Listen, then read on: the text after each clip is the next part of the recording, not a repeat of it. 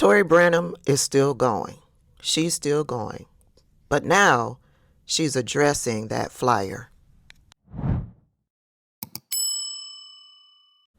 This flyer, this mailer that went out to people in the district that she was running for. I believe she was running for District 20 at this time. And somebody put this mailer out to all of the residents, all of the voters in that district. And the flyer talks about how she was charged with trespassing and stalking, I believe. And it talked about her bankruptcy and her evictions that she's had in the past. And it also talked about her 5 divorces. Remember, I did a video specifically asking Tori if any of this stuff was real in this flyer. Because, yeah, we don't want to just assume that this stuff is real, right? We understand how lies can get thrown in political campaigns, right? So I asked her, was any of this real? And I tagged her. She didn't respond to me, but she has responded. Let's listen to what she has to say, shall we? I want to address the mailer because I'm not above that. And when you share that, you share my testimony. So you're going to see on there that I had 5 divorces. And that's correct. It did come from a place of not believing in the sanctity of marriage, or not that I didn't try. I think a lot of it stems from not having a good example of a marriage, growing up with a single mom, and mixed with not taking crap off of people and allowing them to treat me however they want. There may have been some infidelity and some abuse, and I don't think anybody goes into a marriage not wanting it to work out. I don't really believe in marriage anymore. It's the legal aspect. I believe it's more about the vows. But if people want to go, they should go. I don't think anybody should be trapped in a piece of paper and stay in something because they can't financially afford to get away. Okay? I have grown in my relationship with Christ, which has changed a lot about my decisions and how I handle my relationships. When I've dated a lot, because I'm not going to jump into a marriage after learning what I've learned. When you see the eviction on there, that was actually due to my divorce after being in a 10-year marriage where I stayed home with my children. Finished my bachelor's degree while I was staying home with 5 children. Started my master's program. Realized that I couldn't stay in that marriage anymore. It wasn't safe for me. I moved to an apartment and I couldn't afford it because I didn't have anything in my name. I didn't have any assets. And so I had to move out. And of course it came up as an eviction. So they put that on the mailer.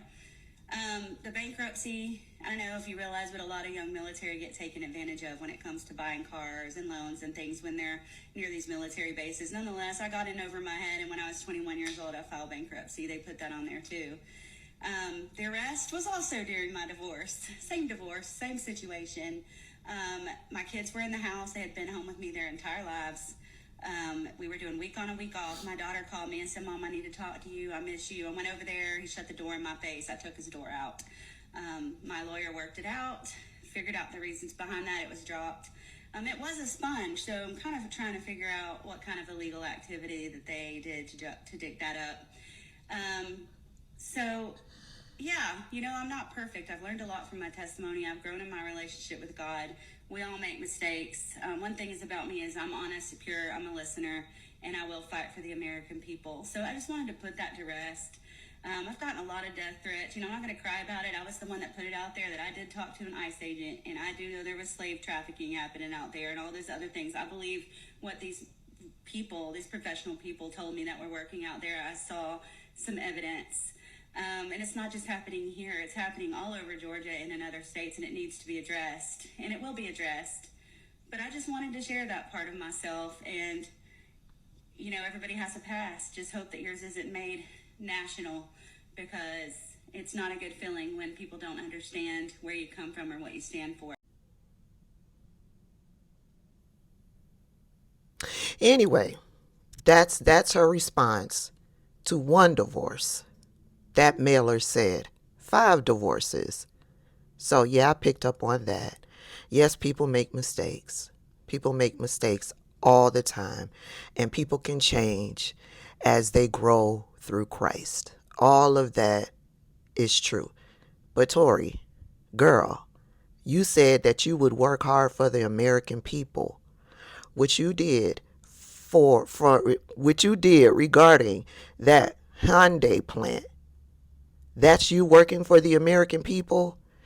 Because the latest is that the Hyundai plant it's on hold. It's on pause. They're trying to figure out what it is that they want to do. It's also being reported that Donald Trump begged the South Koreans to stay instead of going back to South Korea. The South Koreans said, not the way that you treated us. There are some posts being put out there, leaked from the South Koreans' point of view as to how they were treated while in custody. They said, no, F you. So now we don't know what's going on with the Hyundai plant. We don't know if there's an expected date for business to resume. There is nothing. It is just paused. It's on hold. And that's Tori working for the people. This whole Hyundai debacle, because of Tori Brennham, has gone worldwide, and not in a good way for the United States. There has to be investors from other countries, other business plans that were being made that have been put on pause. Why am I saying that? Because Donald Trump put this out.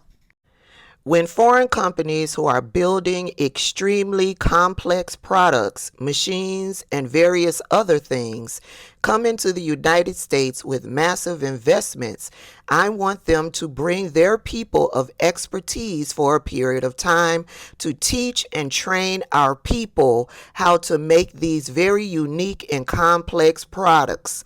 At this phase of our country and back into as they phase out of our country and back into their land. If we didn't do this, all of that massive investment will never come in the first place.